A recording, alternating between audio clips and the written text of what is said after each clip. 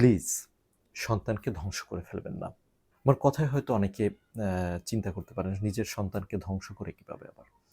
আসলে আমাদের আজকে একটা খবর পেলাম। আমাদের ৫ম শ্রেণীর এক শিক্ষার্থীর বাবা তাকে ২ টো প্রাইভেট অলরেডি দিয়েছেন। ৩য় প্রাইভেট দেয়ার জন্য খুঁজছেন। একজন লোকের সাথে কথাও বলেছেন অলরেডি। তো এই যে প্রবণতা, এটা অনেক অভিভাবকদের ভিতরেই আমরা লক্ষ্য করি। আসলে প্রাইভেট পড়িয়ে আপনার বাচ্চাকে অনেক বড় কিছু বানিয়ে ফেলার মতো অবস্থা কিন্তু তৈরি হচ্ছে না। আপনি টাকা খরচ করছেন, কিন্তু প্রাইভেট পড়ার কারণে তার অবস্থার অনেক উন্নতি হচ্ছে বিষয়টা এমন নয়, বরঞ্চ তার ক্ষতি করে ফেলছেন। কিভাবে ক্ষতি করছেন? দেখুন, সে স্কুলে যে সময়টা থাকছে, যেহেতু তার প্রাইভেটের মানসিকতা আছে, স্বাভাবিকভাবেই সে স্কুল কেন্দ্রিক, সে আর মনোযোগী হয় না। সে মনে করে এই বিষয়টা আমি আমার প্রাইভেটেই পড়ে নেব। আর দ্বিতীয়ত যে বিষয়টা থাকে সেটা হচ্ছে স্কুলের ভিতরে যেভাবে তাকে পড়াশোনা করানো বা তার যে অবস্থার আলোকে তার কোথায় সমস্যা, কি ব্যাপার, এর আলোকে বুঝে শুনে যে ওষুধটা দেওয়া হয় বা যেভাবে পড়ানো হয়, ঠিক তেমনিভাবে কিন্তু অন্য কোনোভাবে পাওয়া যায় না।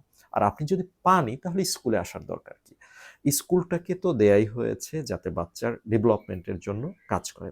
আমরা বিভিন্ন সময় বাচ্চাদের ক্ষেত্রে আসলে শুধু মনে করি টাকা খরচ করতে পারলে, প্রাইভেট দিয়ে দিতে পারলেই অনেক বাচ্চারা ডেভেলপ করে ফেলবে।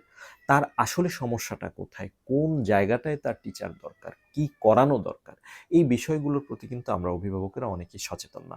বরঞ্চ আমরা চিন্তা করি, হ্যাঁ যাচ্ছে, ওরা ভালো করুক, ও ভালো করতে হবে, সেজন্য আমরা প্রাইভেট দিচ্ছি বা আমাদের স্কুলে দিচ্ছি।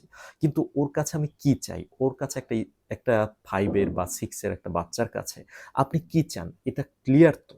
এই জিনিসটা যদি ক্লিয়ার না থাকে, তাহলে শুধু আপনার টাকা পয়সা নষ্ট হবে, আপনি চেষ্টা করবেন অনেক কিছু করতে, কিন্তু দিন শেষে আপনার রেজাল্ট কিন্তু 0ই আসবে এবং যত দিন যাবে পড়াশোনায় সে ততই পিছিয়ে যাবে।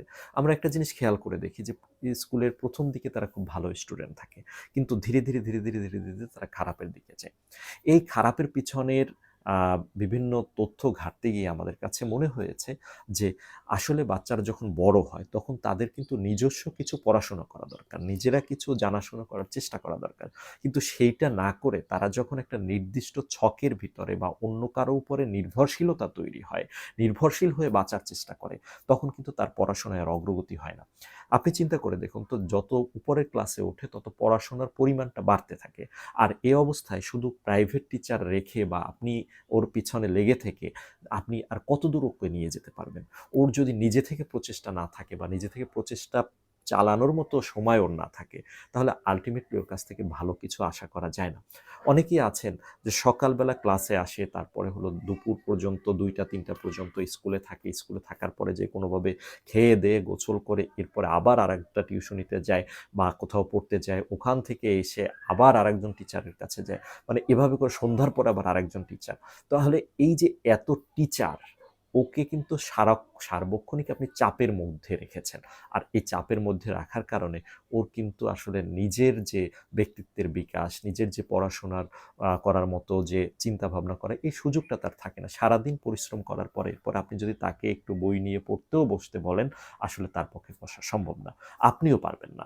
তো সুতরাং এই বিষয়টা আপনারা খেয়াল করুন প্রিয় অভিভাবকেরা। আপনাদের কাছে হাত জোড় করে বলছি, আপনারা দরকার হলে প্রাইভেট দিবেন। স্যারদের সাথে আলাপ করেন আগে। আমাদের সাথে আগে জিজ্ঞেস করেন যে কি অবস্থা? ওর কেন দরকার?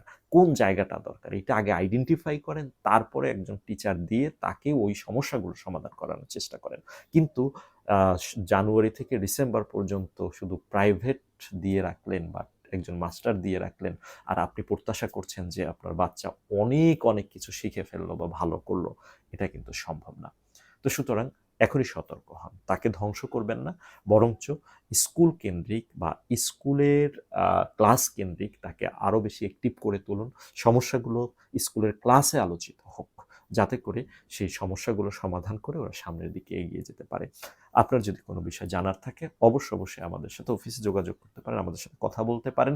যাতে করে আমরা আপনাদেরকে আরো ভালো সহযোগিতা করতে পারি। আমরা এখানে আছি আপনাদেরকে হেল্প করার উদ্দেশ্যে, আপনার বাচ্চার সমস্যার সমাধানের উদ্দেশ্যে। সুতরাং আমাদের সাথে কথা বলুন। ভালো থাকবেন। আল্লাহ হাফেজ।